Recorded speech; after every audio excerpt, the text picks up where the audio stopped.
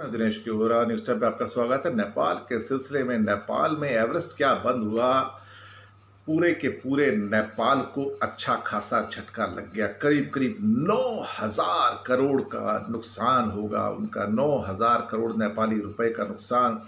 3,000 नेपाली शेरपा बेरोजगार और उसके साथ ही जो जुड़े हुए हजारों लाखों और लोग जो एवरेस्ट के साथ जुड़े हुए हैं, उनका भी रोजी रोटी चला गया।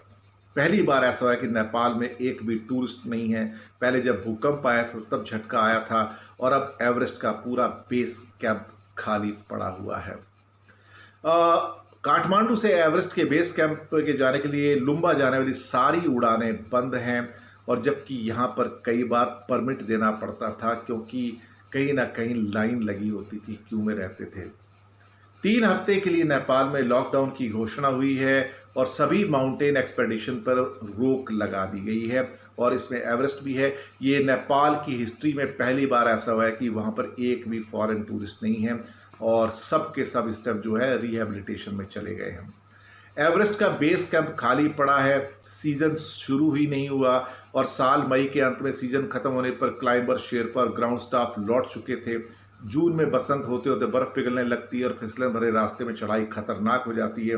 यहाँ क्लाइंबिंग के लिए 75 डेज का परमिट होता है, और जीडीपी का 4% रेवेन्यू नेपाल का एवरेस्ट से आता है। इस साल 2020 था और करीब करीब 20 लाख जो टूरिस्ट है उनका आने का अंदाजा था, क्योंकि ये नेपाल का टूरिस्ट ईयर था, विजिट नेपाल ईयर मनाया जाना था, लेकिन सारा का सारा साल ये बर्बाद हो गया। और कहीं ना कहीं जो मैंने बताया कि टूरिज्म को 9,000 करोड़ रुपए ये इंडियन करेंसी में दिया है, नेपाली करेंसी के हिसाब से करीब करीब 15,000 करोड़ का नुकसान हुआ है ये वाला के। तो इसमें airlines, hotels, travel, trekking, expeditions, खाना पीना, सब लोग नुकसान में, और टोटल मिला के इस फील्ड से रिलेटेड जो ट्रैवल और टूरिज्म के साथ 11 लाख लोगों की नौकरियां खत्म हो गई या बहुत खतरे में हैं। इस सीजन की तैयारी जो शेरपा वगैरह होते हैं, गाइड होते हैं, पूरा साल करते हैं, और ये भी पीक सीजन अभी आया तो बस यहाँ पर अब क्या कहते हैं कि बिल्कुल ख़त्म हो गया, और उनके पास सिस्टम इनकम के नाम पे कुछ भी नहीं है। जो शेरपा हैं उनको सबको वापस जाना पड़ा है, वो छोटी मोटी खेती कर रहे हैं वहाँ पर, और वहाँ से अपना रोज़ी रोटी चला रहे हैं। कुछ आलू और मक्का की खेती और बाकी कीवी की खेती कर रहे हैं। कोई रास्ता तो बचा नहीं है अभी देखा जाए तो। एवरेस्ट में क्या होता है कि बेसिकली हर साल करीब करीब 45 टीम्स बनाई जाती हैं जो एक्सपेडिशन पर जाती हैं।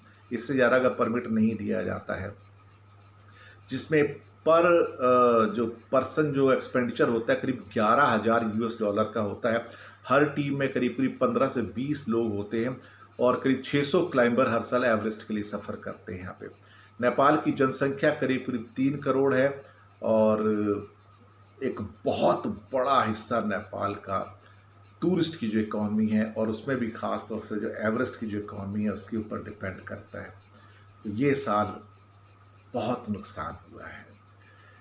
उम्मीद है कि ये हालात जल्दी सुधर जाएंगे वहाँ पर, और चीज़ें वापस हो जाएंगी, और फिर से खुशियाँ लोगों के चेहरे पे वापस आएगी।